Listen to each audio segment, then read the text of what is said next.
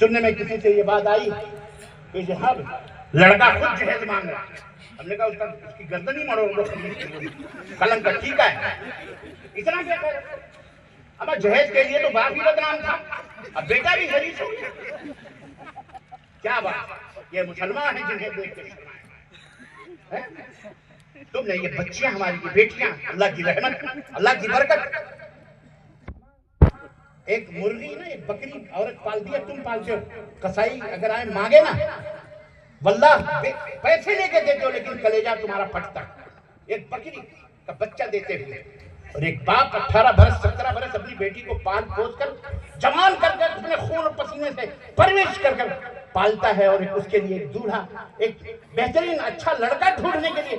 ارے تم چلو بھر پانی میں ڈوب کے مر جاؤ بغیر تو تم اس سے پیسے کا مطالبہ کرتے ہو, اس سے چارپائی کا مطالبہ کرتے ہو, پلنگ کا مطالبہ کرتے ہو, 2 ویلر 3 ویلر 4 ویلر, سونے چاندی مال اور برچکائی اور کون سی چکائی. اور اس سے پہلے تیرا جنازہ کیوں نہیں اٹھا, تم مر جاتا بغیر, تم پیدا کیوں ہوا.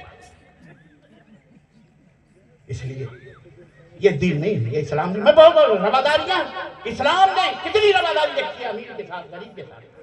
ہر جگہ تعمیر, ہر جگہ الحمدللہ دین اسلام کی ہر شعبے میں تعلیمات موجود ہیں. لیکن ہم ہیں کہ جناب شیخ صاحب ہیں, بمبئی کی کمائی ہے, جناب دبئی کی کمائی ہے, جناب کویت کی, قطر کی کمائی. ہمارا بیٹا دنیا کیا کہے گی, پایا کیا, ابے تجھے ملا کیا. بس سامان چاہیے, بھلے بیوی کھٹا رہا ہے, سامان چاہیے. نیک بیویاں ڈھونڈو, تلاش کرو. غریب کے تم خود مرد ہو, تم خود پیسے لے جاؤ.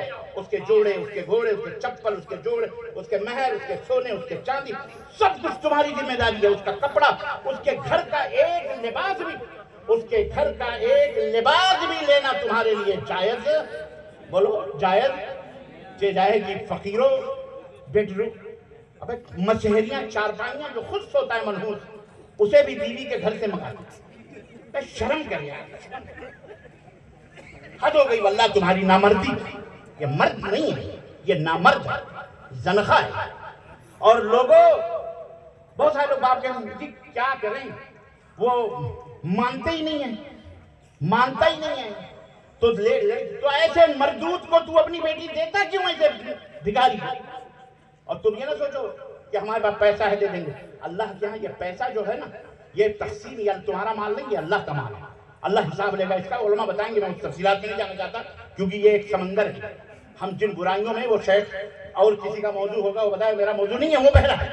عزیزان گرامی, ہم پہلے اپنی ان رواداریوں کے تعلیمات سے ہم اپنے معاشرے, اپنے ماحول کو پہلے عادی بنائیں, خود کو عادی بنائیں.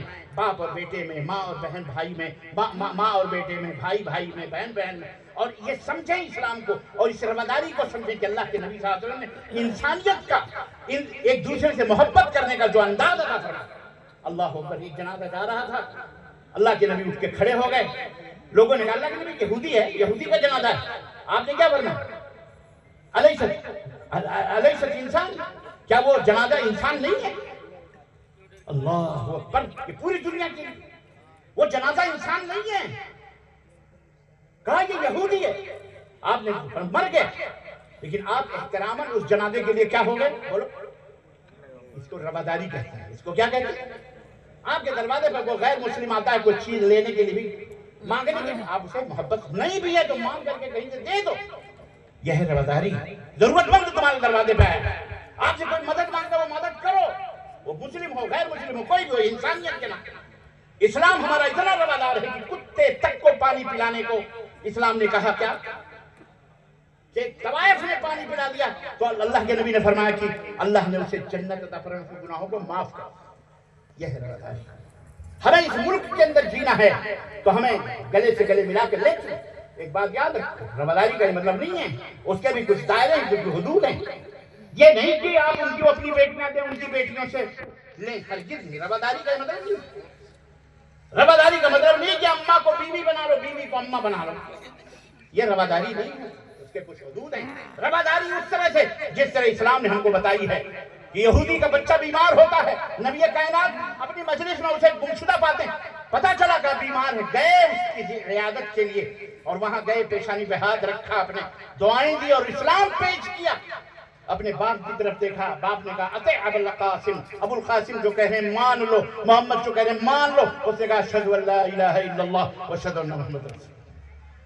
اسلام کا مقصد ہے کہ لوگوں کو جہنم سے نکال کر، اللہ کے غضب سے نکال کر اللہ کی خوشنودی کی طرف لانا.